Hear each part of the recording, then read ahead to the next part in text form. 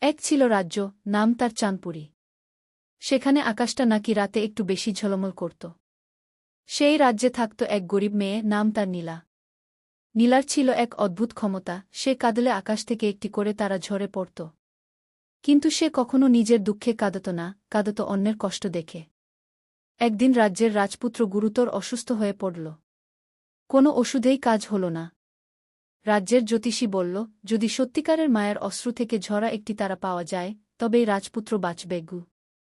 সবাই তখন নীলার কথা মনে করল। নীলা রাজপ্রাসাদে এল। রাজপুত্রকে কষ্টে ছটফট করতে দেখে তার চোখে জল এল। আর ঠিক তখনই আকাশ ফুডে একটি উজ্জ্বল তারা নেমে এল তার হাতের তালুতে। তারা ছুতেই রাজপুত্র সুস্থ হয়ে উঠল।